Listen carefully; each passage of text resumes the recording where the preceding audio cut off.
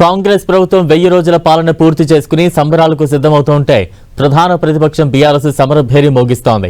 September 1 నుంచి 10 రోజుల పాటు రాష్ట్ర వ్యాప్తంగా వినూత్న నిరసన కార్యక్రమాలకు సిద్ధమవుతోంది.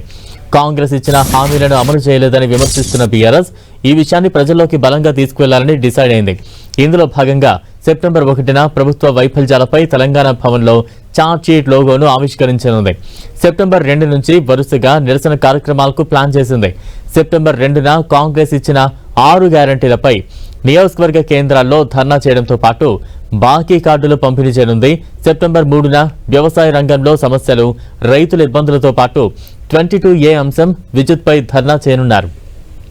సెప్టెంబర్ 4న వృద్ధులు, దివ్యాంగులు, మహిళలకు కాంగ్రెస్ ఇచ్చిన హామీలపై వంట వార్పుతో నిరసన తెలుపనున్నారు. సెప్టెంబర్ 5న fees reimbursement, job calendar, youth declaration పై ర్యాలీలు చేయనున్నారు. అదే రోజు సింగరేణి ఏరియాలో ప్రత్యేక నిరసన కార్యక్రమాలు చేపట్టనుంది బీఆర్ఎస్.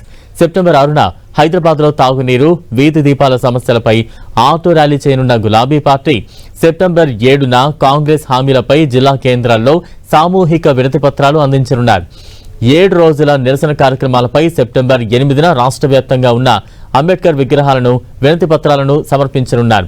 చివరగా సెప్టెంబర్ 10న ఉపాధ్యాయుల నిరసన కార్యక్రమాలకు సంఘీభావం తెలపనున్నారు బీఆర్ఎస్ శ్రేణులు.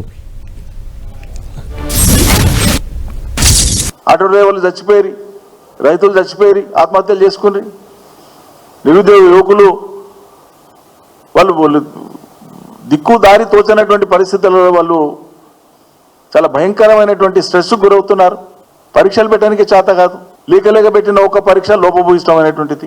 శాసనసభలో కానీ బయట కానీ ఆయా సమస్యల మీద ఎప్పటికప్పుడు స్పందిస్తూనే, మా కోణం తెలియజేస్తూనే, ప్రజలకు విషయాలు అర్థమయ్యేటట్లు బాధ్యతగా మేము చెప్పేది చెప్తూనే, ఇప్పుడు మొత్తంగా తెలంగాణ సమాజమే ఒక నిండైన వైఖరి తీసుకునేటువంటి సందర్భం ఇది.